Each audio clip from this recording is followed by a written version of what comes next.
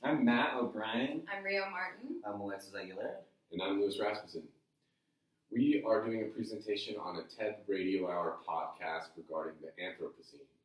The Anthropocene is a period of time that is smaller than our actual periods that we're in. We are in the Quaternary period, and in a subcategory we call epochs. Starting with the Pleistocene, which was roughly 2.7 million years ago and lasted for about 1.79 million years. Next led into the Holocene. Each of these periods or epochs are marked with a marker. For example, a species that goes extinct, such as this snail species in Sicily. The Holocene lasted for a duration of 11,700 years and now leads into what we would like to call the Anthropocene. Would you like to tell us what the Anthropocene is, Rio? So the Anthropocene is a geologic era in which we can see the impacts and influences humans have on the climate. When did that start? A good marker for that would be the industrialization during the early 1800s, where we start to see the development and combustion of fossil fuels. On a mass scale. Yeah. Matt, can you tell us how humans have impacted the climate so much since the industrialization? Yeah, Lou, since the Industrial Revolution, humans have tried to control nature in order to serve those needs of an industrializing economy. So humans have taken fuels from a place of storage such as coal, and they take those carbon storages and they put them back into the atmosphere. That has a lot of implications for both life on the planet and climatic conditions. What impact does that have on life on the planet? Well, in the midst of mining and extracting these fuels, we degrade habitat and completely destroy habitat. So, What does this lead us to? Six mass extinction.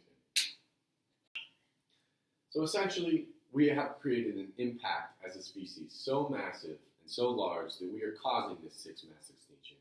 One that is so big that is the equivalent of an asteroid impact that likely wiped out the dinosaurs. Going back to the timeline, we break these sections or epochs up by events such as this. Doesn't that beg the question that a new era must be created to represent what we have done to our planet?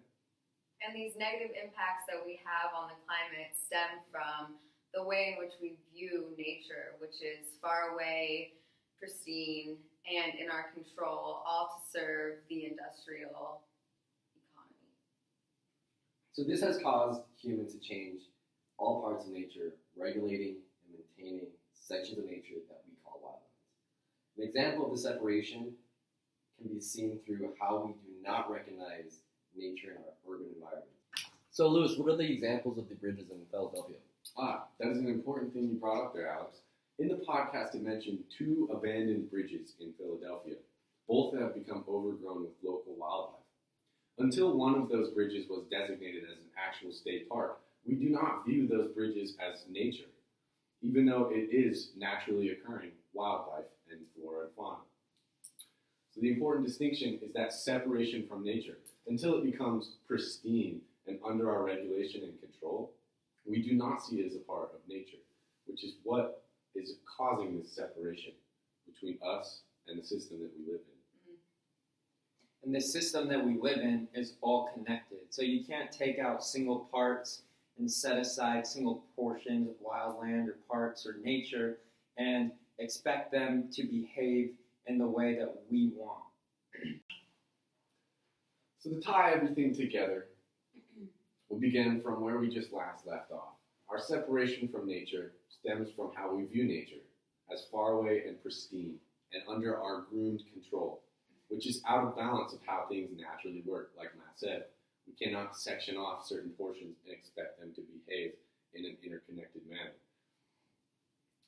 This separation and this mindset is what's impacting our output of CO2 and different emissions. We do not see that as disruption to our natural system, which is causing our sixth mass extinction.